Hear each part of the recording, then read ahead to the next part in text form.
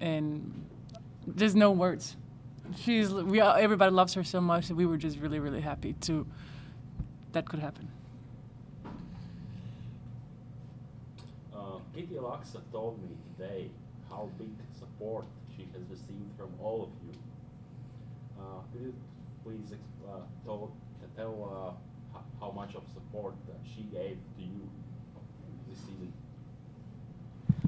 She's always there. Like before games, you'll still see her high five us. She'll give us pointers like for ending with her shots. So she's still very much involved. I think all of our teammates who are out, they still give us feedback. They still help us on the court, on the bench by cheering us on, just touches or any little thing they could do to help. And she's part of that.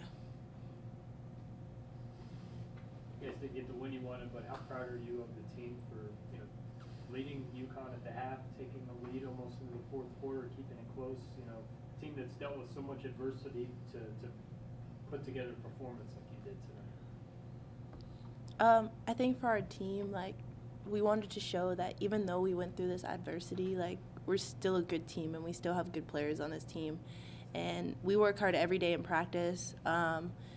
Even though we have had some more injuries, but those players have come back, we wanted to make sure that we always stay together and we always stay positive even through the adversity. And we wanted to push ourselves further than what we pushed ourselves because we wanted to show even though we had this adversity, we can still be a great team. Did you guys know that nobody until you guys tonight had ever led UConn at the half in American Conference play? Quick correction. We are the first team to lead UConn at the half, but we did it once in 2016 by 1 point.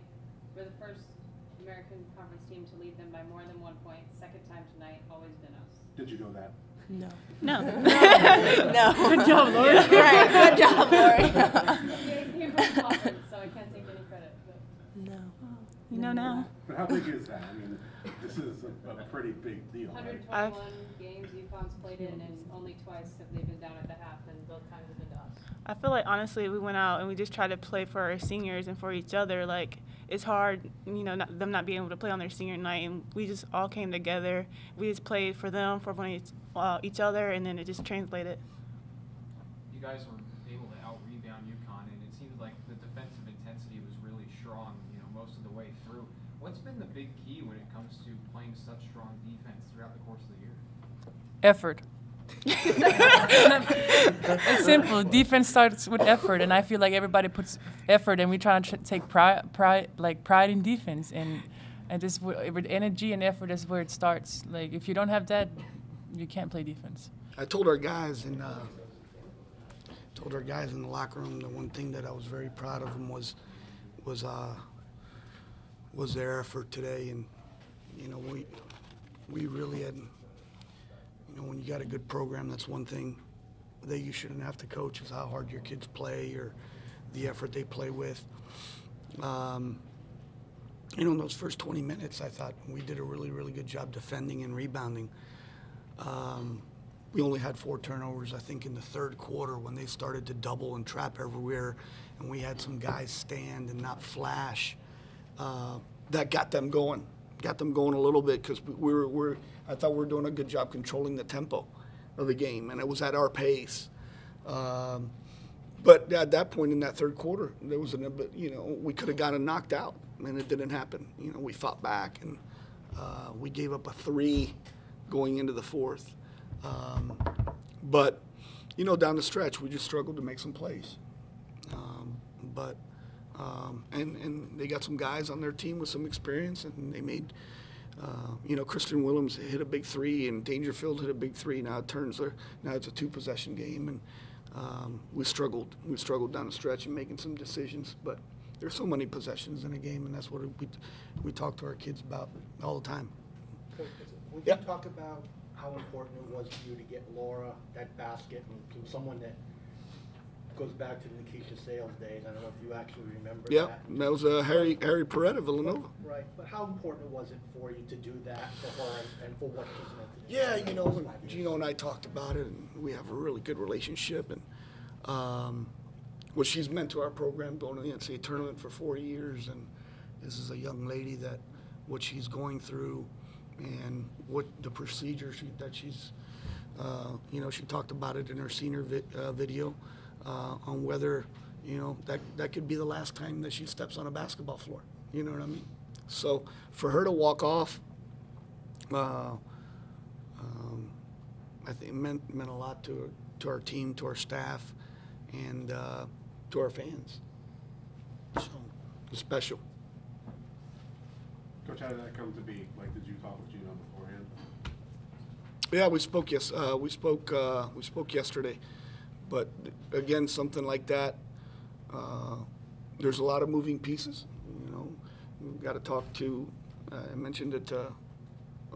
Talk to my athletic director about it.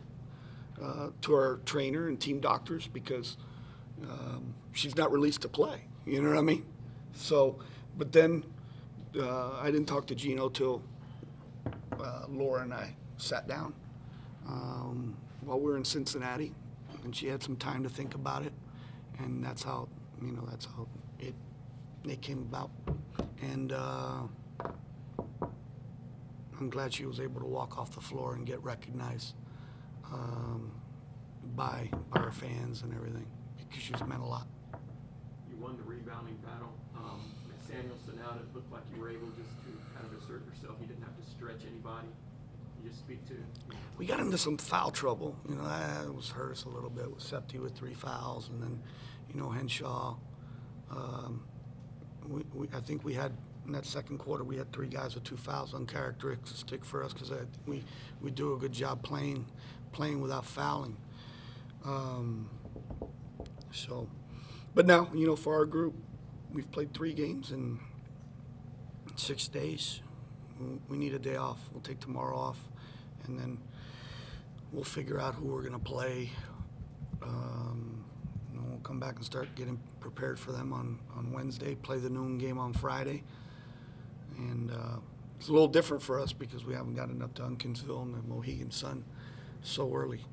But again, I'm very proud of this group for everything that they've gone through all year. I believe we ended up being the 5th seed, so we'll play whoever finishes 12th. Yeah. Tied with Baylor on least points allowed against UCONN. How big of defensive effort this is for this young team? Well, that happened. That happened up there last time as well. I think we did a good job defensively. We were down 6 at the half. In the third quarter was a big difference. Defensively, if we can keep people in front of us, our help side's good, and our guys buy into the way we play defensively, and our staff does a really good job as far as preparing our position guys, and then it just all comes together. I think we've done a good job defending throughout the whole league, but rebounding's about effort. On the defensive end, being accountable and blocking your guy out. On the other end, it's just being relentless and rebounding out of your area and assaulting the glass. And when we send 4 to the glass, I think we're top 5 in the country in rebounding. So that's a credit to these guys. Have you talked to the kid about her future or anything? If you were her, what would you do? I'm not her. So we've had plenty of conversations. You know what? I'm going to support her whether she comes back or she decides to enter the draft. I want the best for her. We've spoken about my opinion with her on what's best for her. If I could have $1 for every person that has asked me if she's back, I could make a really big donation to the football practice facility. So, keep asking. I told you guys, I told my wife, keep playing the Powerball. We're going to buy Charlie a practice facility. So, the